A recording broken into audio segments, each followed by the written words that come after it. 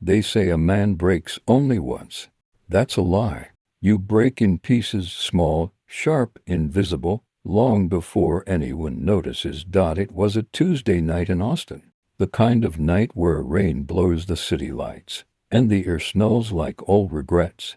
I was sitting in my car, parked across the street from the Whitmore Hotel, engine off, heart pounding so loud it drowned out the thunder. I wasn't supposed to be there, but sometimes the truth drags you to places you swore you'd never go. Her name was Melissa. My wife, 21 years together, 2 kids, a house we built with our own hands, and a marriage I thought was unshakable. Until that night, I didn't need a detective, didn't need a camera or proof. Just one look at her walking into that hotel, her hand brushing against another man's arm, was enough to gut me alive. He was tall, younger, confident in that careless way men are when they think they've won something that was never theirs to begin with. I sat there watching them disappear through the glass doors, my wedding ring cold on my finger. I could have left, could have driven home, poured a drink, and pretended I never saw it, but I didn't, because something inside me, something old, silent, and cruel, woke up. And once it did, there was no turning back. When they came out an hour later, laughing, soaked in rain and secrets, I started the car. I followed. At first, it was curiosity, then anger, then something darker, a hunger to know, to peel back every layer of their lies until I found the truth beneath it. But truth is never clean. It drags you through mud and blood before it shows you its face. By the time I realized what I'd stepped into, it was already too late, because this wasn't just about an affair. It was about power, money, and the kind of people who'd kill to keep their sins buried. I found that out the hard way, the night I woke up with blood on my hands, and no memory of how it got there. I didn't sleep that night. I just sat at the kitchen table, staring at the clock, watching the seconds crawl past like they were mocking me. 3:17 a.m. Melissa still wasn't home. I'd been through anger, denial, disbelief. Now I was somewhere darker, colder. When the sound of her key hit the lock, my heart almost stopped. I stayed still, listening to her quiet steps, the soft creak of the floorboards. She froze when she saw me sitting there, a half-empty glass of whiskey in front of me. Double quotes. Hey, she said softly, trying to sound casual. You're up late. I didn't answer right away. I just looked at her, really looked. The damp hair, the lipstick smudged just enough, the faint smell of perfume mixed with rain, and something that wasn't mine. Where were you? I asked finally. She blinked. What? Don't do that, I said, my voice flat. Don't pretend you didn't hear me. Her eyes darted away for a second, then back to me. I told you. I was with clients. Late dinner. We landed a new contract. I let out a laugh that didn't sound human. You landed something all right. Silence.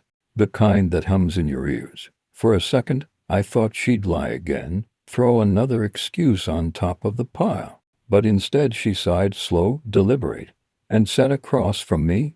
How long have you known? There it was. No denial, no act. Just exhaustion. Long enough, I said. She nodded, almost relieved. Then I guess there's no point pretending. That was when the anger came, hot, sharp, violent. Not the kind you shout about. The kind that sits inside you, twisting everything it touches. I wanted to ask why. Why him? Why now? But I already knew the answer. Because people don't cheat when they stop loving you. They cheat when they stop recognizing who you are. Who is he? I asked anyway. She hesitated. It doesn't matter. It matters to me. Her eyes met mine then, and for a second, I saw fear. You don't want to know, Daniel. That was all I needed to hear. When she went upstairs, I stayed at the table, staring into my glass until the sun came up. I didn't follow her, didn't scream, didn't throw anything. I just sat there, listening to the sound of the house breathing around me, and thought about every moment that had led us here. By noon, she was gone again, said she had meetings. The lie rolled off her tongue too easily now. So I did what any man in my position would do. I followed her, Her car led me downtown, not to her office, but to a quiet street near the waterfront. She parked in front of a building that looked like a mix between a clinic and a bank. Modern glass, black-tinted windows, no sign. I watched from across the street as she went inside. 30 minutes later, a man in a gray suit walked out. Same guy from the hotel. Younger, confident, sharp. But what caught my attention wasn't him. It was the black sedan that pulled up seconds later. Two men stepped out, suits, sunglasses, military posture. They entered the building right after Melissa. Something was wrong.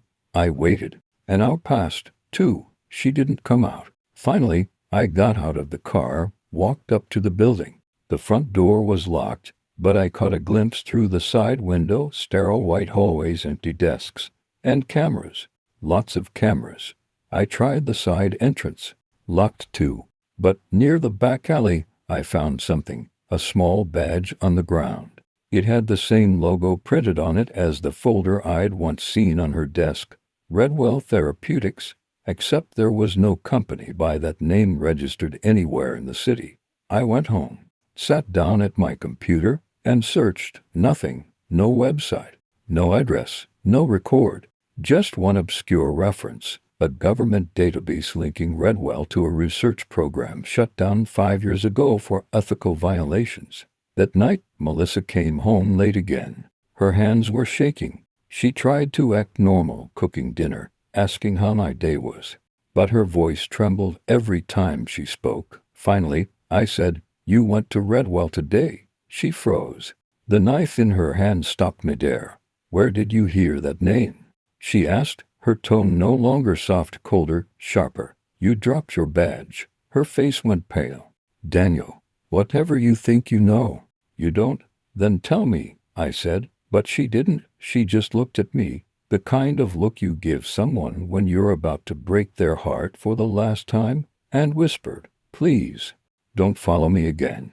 Then she left. I stood there in the silence she left behind, every instinct screaming that something bigger than betrayal was at play. When I went to bed, there was a note on my nightstand. It wasn't in her handwriting. "Stop digging. You're not the one they want." No signature. Just a faint trace of her perfume. The next morning, the world felt different, quieter, heavier. The note was still on my nightstand. Those 5 words burned into my brain. "Stop digging. You're not the one they want." But the problem was, once you see the truth crack open, you can't unsee it. Melissa left early, before sunrise. I waited 10 minutes, then followed again, keeping just enough distance. She didn't drive this time. Instead, she took a cab to the east side, to a run-down neighborhood far from her office. The cab stopped outside a brick warehouse with faded letters that once read Redwell Storage Co. So that was it. Redwell Therapeutics. Redwell Storage. Different masks, same face. She hesitated before going in, glanced around. Even from across the street, I saw the tension in her shoulders, the way she kept touching her wrist nervously. Then she disappeared through a metal door, and the lock clicked shut behind her. I waited an hour. Rain started falling again, soft at first, then pounding. No one came out. I finally crossed the street, pretending to check my phone as I passed the entrance. No cameras outside, just a keypad, and a black box next to it, security grade, military tech. I walked away, circled the block, found a back window half open. Someone had cut the metal mesh clean through from the inside. Inside, the air smelled like chemicals and dust. The hallways were dim, lit by old fluorescent lights. I kept close to the wall, listening for footsteps. Nothing, only the hum of machines deeper inside. Then I saw her, Melissa, through a glass window in one of the rooms. She was standing in front of a table covered with documents, files, and photographs. 2 men were there too, the same ones from the black sedan. They were arguing. One of them slammed his fist on the table. "We said no more leaks." Melissa's voice was shaking. "I didn't tell him anything." The other man leaned closer. "Your husband's been asking questions. You know what happens when someone gets curious." I froze. Every nerve in my body screamed to move, to run, to do something. But I couldn't. I just watched as she turned pale, biting her lip to keep from crying. "I'll handle him," she said quietly. The man nodded. "You'd better, for both your sakes." Then he handed her a folder, thick, sealed, stamped classified. They left the room one after another. Melissa stayed behind. I saw her sink into a chair, bury her face in her hands. And that's when I realized, whatever she was involved in, it wasn't just an affair. It was something bigger, something dangerous. I waited until the hallway was empty and slipped closer to the glass. On the desk in front of her, the folder was open. I couldn't see everything, but one page caught my eye, a list of names. Government contractors, pharmaceutical companies, and at the bottom my name, Daniel Cole. Redwell file, active. My breath caught. Active? What did that mean? Before I could think, Melissa stood up suddenly. She looked toward the glass, directly at me. Our eyes met. Her expression wasn't anger. It was fear. Real, raw fear. "Daniel," she mouthed silently. "Get out." But it was too late. A door behind me slammed open. Heavy boots echoed down the hall. I bolted, through the corridor, past the flickering lights, out the back window. My hand caught on the broken metal as I jumped, cutting deep into my palm. But I didn't stop. I ran until I reached the main road. Blood mixing with rain, lungs burning. When I finally stopped, I was 2 blocks away, hidden behind the line of parked cars. I turned to look back. The warehouse was quiet again, like nothing had happened. I went home, washed the blood off my hand, and poured myself another drink. My reflection in the mirror looked like a stranger. That night, I started digging again. If Redwell Therapeutics was connected to something federal, there had to be a trace somewhere. I used an old contact from my days as a contractor, a cybersecurity analyst named Ben. When he called me back 2 hours later, his voice was tense. "Dan, what the hell did you get into? What did you find?" "Redwell isn't a company. It's a front, a black project tied to a defense contractor called Helix Dynamics. They run human trials, memory manipulation, behavioral reprogramming. They were supposed to shut it down after people started dying." I gripped the phone tighter. "Dying. Or disappearing," he said. "Melissa's name is in their personnel database. But here's the thing, she wasn't listed as an employee. She was listed as a subject." My chest went cold. "What?" "Yeah, subject number 73, enrolled 15 years ago. Right after you two got married." The line went silent for a moment. I couldn't breathe. 15 years. That's when things had started to change. The mood swings, the gaps in her memory, the night she'd cry without knowing why. And now it all made sense. She wasn't just lying. She was hiding something done to her. I looked at the clock. 1:42 a.m. The sound of the rain outside had turned into a storm. Then the knock at the door. Slow, deliberate. 3 times. I froze. Whoever it was, they weren't a neighbor. Another knock. Louder. I grabbed the nearest thing I could, an old baseball bat, and walked to the door. "Who is it?" I called out. No answer. I opened the curtain just enough to peek outside.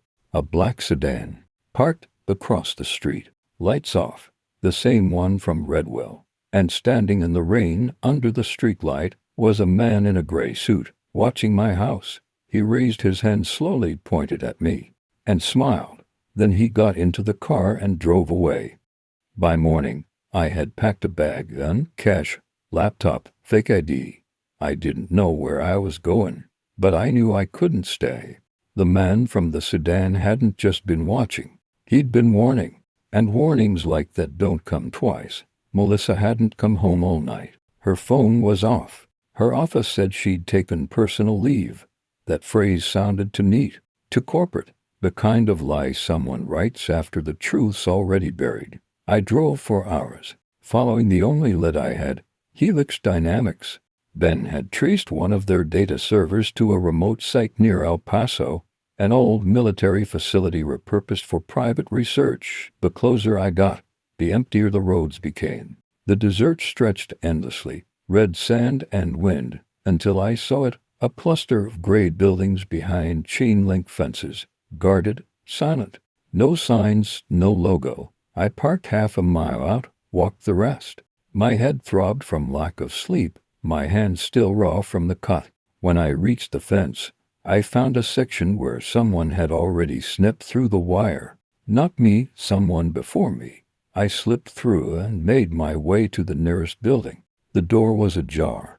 Inside, the air was cold, metallic, filled with the hum of machines. Hallways stretched in every direction, all sterile white like a hospital mixed with a prison. The deeper I went, the stronger the smell of disinfectant became. Then I saw a corridor lined with rooms, observation windows, computers, and straps on chairs. Test chambers. On one of the screens, I saw her, Melissa. She was strapped to a chair, eyes closed, electrodes attached to her temples. A man in a lab coat stood beside her, speaking quietly into a recorder. Subject number 73. Cognitive reinforcement cycle 7. Memory suppression initiated.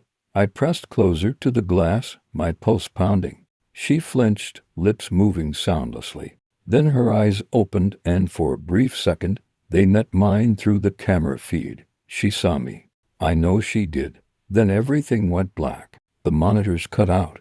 Alarms started blaring. Footsteps thundered down the hall. I ducked into a nearby maintenance room, heart racing. Voices shouted orders. Lock it down. Check the east wing. I needed to find her. When the noise died down, I slipped back into the corridor. The observation room was empty now, just an open file on the table.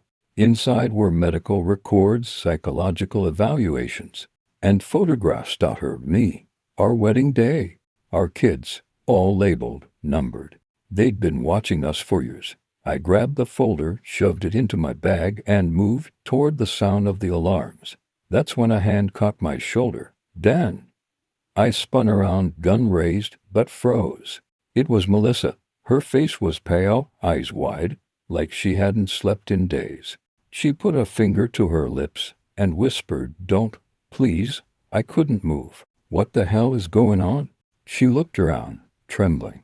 They made me part of it. Redwell wasn't just a research project. It was an experiment. Memory conditioning. Behavioral control. They used people, soldiers, agents, even civilians. I was one of the first. I stared at her, numb. Why didn't you tell me? Because they would have killed you. Her voice cracked. They're not just a company. They're tied to the Department of Defense. To people who don't exist on paper. She took my hand. Listen to me. They're trying to erase me again. Every time I start remembering, they bring me back here. This time, they'll make it permanent. Then we leave, I said. Now, but she shook her head. You don't understand. They don't let anyone leave. Suddenly a noise. Footsteps. Fast. Go. She hissed, pushing me toward a side corridor. There's a service tunnel. North end. You'll find an exit there. What about you? I'll stall then. Just find Ben. Tell him to release the files. Everything. If it all goes public, maybe they'll stop. She kissed me quick, desperate, and shoved me again. Go. I ran. I didn't look back. As I reached the end of the tunnel, a sound tore through the halls, gunfire. Then silence. The desert air hit me like a wall when I burst out through the metal door. I turned back once. The facility was still. No alarms now. Just a faint plume of smoke rising from one of the vents. I drove without stopping, hands shaking, vision blurry. By the time I reached Ben's place in Tucson, the sun had already set. He opened the door, eyes widening when he saw me. Jesus, Dan, you look like hell. She's gone, I said. Redwell took her. Again, he hesitated, then gestured for me to come in. You need to see this. On his screen were hundreds of files, classified reports, internal memos, patient data. He'd hacked into Helix's archive. They called it Project Rebirth, he said. A way to erase trauma by rewriting memory. But it didn't stop there. They started testing on people, manipulating behavior, making them obedient. Soldiers, politicians, even civilians. anyone they could control. He opened a file labeled number 73. Melissa Cole. It contained video logs, each marked with a date. The latest one was from last night. I clicked play. The image was grainy Melissa in the same chair, whispering something over and over. The sound was faint, but I could make out a few words. If he remembers, they'll kill him too. Then static. I leaned back, my heart breaking in slow motion. She tried to protect you, Ben said quietly. No, I whispered. She tried to save me. That's when the screen flickered, and a new message appeared. Not from Ben's system. An incoming transmission. Remain where you are. We know you have the files. Return them, or she dies. Ben's face turned pale. They traced us. I stood up, every muscle in my body burning. Then it's time to stop running. I reached for the gun. Dan, no, I said, my voice low, steady, something new burning beneath the grief. They took my wife. They destroyed my life. Now I take theirs. Outside, thunder cracked across the desert sky. And for the first time since that night at the hotel, I felt alive again. The desert night was colder than I remembered. The stars above looked sharp enough to cut through the dark, and the hum of Ben's computer filled the silence between us. He paced the room, voice trembling. Dan, listen to me. These people aren't like anyone you've dealt with before. They can erase everything, not just files, but lives. You disappear. No one even remembers you existed. I loaded the gun anyway. Check the magazine. Then I'll make sure they remember. Revenge won't bring her back, he said. I looked up at him, tired, hollow, but clear. It's not revenge, Ben. It's the only truth they can't erase. He stared for a second, then sighed and pulled out a USB drive. This has everything. Project Rebirth, Helix Dynamics, Redwell, the full archive. But if you upload it, they'll come for both of us. They're already coming, I said, pocketing it. Outside, the wind kicked up dust across the highway. I knew they'd find us soon. There's no hiding from something that's already inside the system. Ben stayed behind to wipe the servers. I drove toward El Paso, back to the facility. The last place I saw her. The last place anything made sense. The roads were empty. The radio crackled now, and then bursts of static, faint voices. I couldn't tell if they were real or just my nerves unraveling. When the compound came into view, it was burning. Black smoke rose into the sky, glowing orange from the flames below. Helicopters circled overhead. Trucks lined the perimeter. Government vehicles, unmarked. I stopped half a mile away and got out. The heat hit me before I reached the gate. Guards were yelling, trying to contain the fire. Whatever Redwell was, it was being wiped clean, one final sweep to erase every trace. I moved fast, ducking behind the wreckage. My lungs filled with smoke. Somewhere inside, alarms still wailed, muffled by the roar of collapsing steel. Then I heard it, a voice. Weak, hoarse. Daniel. I froze. Through the haze I saw her. Melissa. She was lying near a half-destroyed wall, her face pale, clothes burned. But she was alive. I ran to her, dropped to my knees, and pulled her close. Melissa, I've got you. We're leaving. She smiled faintly, eyes glassy. You shouldn't have come. I told you I wouldn't stop, I said. Her hand trembled as she reached into her pocket and pulled out a small metal chip, no bigger than a coin. This is everything. The real data. They thought they erased it, but I hid a copy. I stared at it. We can end this. Expose them. She nodded weakly. Promise me, you'll finish it. I swallowed hard, holding back the shaking in my voice. We'll do it together. Her eyes searched mine for a long moment, then drifted past me unfocused. Dan, do you remember the beach? She whispered. The first time we danced? I nodded, even though the memory felt distant, hazy, like something half-dreamed. That's the only one they couldn't take from me, she said. Her lips curved into the faintest smile. Keep it safe. And then, nothing. Her hand slipped from mine. The world went silent except for the fire. I don't remember how long I sat there. Maybe minutes. Maybe hours. The heat, the smell, the noise all faded until there was just the emptiness where her heartbeat used to be. When I finally stood, I took the chip and walked toward the gates. Soldiers were shouting, pointing, but I didn't stop. I just kept walking, through the smoke, through the sirens, until I reached my car. By dawn, I was back in Tucson. Ben was gone. His place was ransacked, computer smashed. A message scrawled on the wall in black paint: "You were warned."